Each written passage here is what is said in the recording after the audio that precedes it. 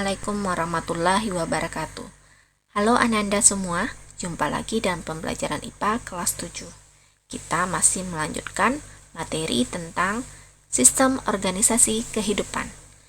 Pada kesempatan kali ini, kita membahas tentang jaringan, organ, dan sistem organ. Simak dan pahami video pembelajaran berikut ini. Tujuan pembelajaran kita adalah mendeskripsikan jaringan, organ, dan sistem organ makhluk hidup. Yang pertama kita lihat yaitu jaringan. Sekelompok sel yang mempunyai asal-usul, bentuk, dan fungsi yang sama disebut dengan jaringan. Jaringan hewan terdiri dari jaringan meristem atau embrional, jaringan epitel, jaringan penunjang atau penyokong, jaringan otot, dan jaringan saraf. Jaringan meristem atau embrional merupakan jaringan yang terdapat pada masa embrio. Pada hewan dewasa terdapat pada bagian tertentu seperti ujung tulang pipa dan sumsum tulang belakang. Kemudian jaringan epitel berbagai jenis bentuknya.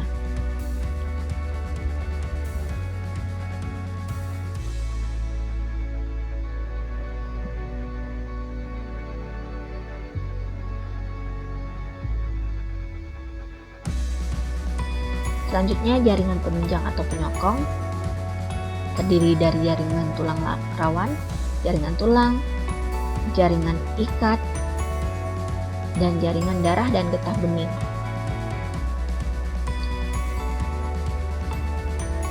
Kemudian ada jaringan otot. Jaringan otot terdiri dari jaringan otot jantung, jaringan otot rangka atau otot lurik, kemudian jaringan otot polos. Berikut ini adalah ciri-ciri dari jaringan otot lurik atau otot rangka, otot polos, dan otot jantung.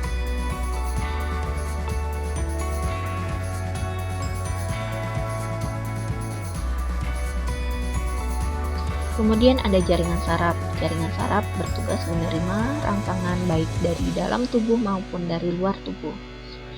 Berikut ini adalah gambar sekumpulan sel saraf yang membentuk jaringan saraf. Sedangkan di sebelahnya adalah sel saraf karena hanya terdiri dari satu sel saraf.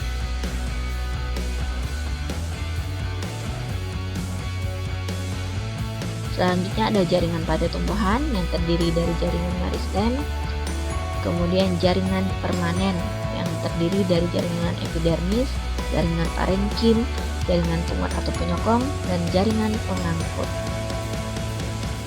Pertama, jaringan meristem pada tumbuhan merupakan jaringan yang sel-selnya aktif membelah diri.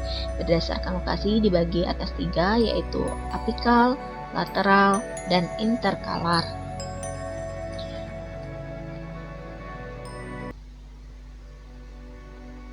Selanjutnya ada jaringan epidermis atau jaringan pelindung yang berfungsi melindungi permukaan tumbuhan. Kemudian ada jaringan dasar atau parenkim, merupakan jaringan yang mengisi ruang antar jaringan, berfungsi sebagai tempat berlangsungnya fotosintesis. Kemudian ada jaringan pengangkut. Jaringan pengangkut terdiri dari xilem dan floem. Xilem dikenal dengan jaringan pembuluh kayu yang berfungsi mengantarkan air dan mineral dari akar ke daun. Kemudian floem dikenal dengan pembuluh tapis yang berfungsi sebagai mengangkut hasil fotosintesis dari daun ke seluruh permukaan tumbuhan. Kemudian ada jaringan penguat atau penyokong. Jaringan ini berfungsi sebagai penguat atau penyokong tumbuhan yang terdiri dari kolenkim dan sklerenkim. Berikut ini adalah gambar beberapa jenis jaringan pada tumbuhan. Selanjutnya ada organ. Organ merupakan kumpulan beberapa macam jaringan yang bekerja sama untuk melakukan tugas tertentu. Organ pada tubuh hewan dan manusia terdiri dari 2 macam, yaitu organ dalam dan organ luar. Yang pertama ada organ dalam yang meliputi beberapa jenis, yaitu hati, otak, ginjal. Kemudian ada jantung, paru-paru, pankreas, dan lambung. Kemudian ada organ luar Organ luar terdiri dari hidung, telinga, mulut, dan mata. Selanjutnya ada organ pada tumbuhan yang terdiri dari daun, batang, akar, kemudian ada bunga dan buah. Berikut ini adalah perbedaan organ dikotil dan monokotil. Selanjutnya sistem organ. Sistem organ merupakan sekumpulan atau kelompok berbagai organ yang bekerja sama untuk melakukan suatu fungsi tertentu atau fungsi dan tujuan yang lebih kompleks pada tubuh makhluk hidup. Sistem organ hewan dan manusia terdiri dari sistem rangka, sistem peredaran darah, sistem otot, sistem saraf, dan sistem pernapasan. Berikut ini adalah tabel nama sistem organ bentuknya dan fungsinya.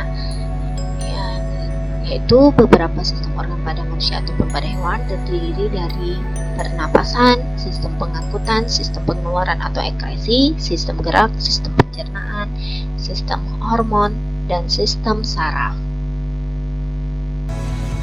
Kemudian ada sistem organ pada tumbuhan.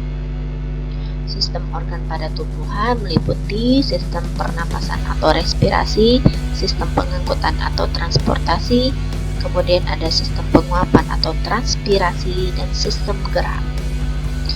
Sehingga penyusun tubuh makhluk hidup itu terdiri dari yang pertama adalah sel, kemudian jaringan, organ, dan sistem organ, sehingga dapat membentuk satu organisme atau tubuh makhluk hidup. Demikianlah pembelajaran kita pada kali ini. Ibu mohon maaf jika ada kekurangan. Ibu akhiri dengan mengucapkan wassalamualaikum warahmatullahi wabarakatuh. Semangat belajar!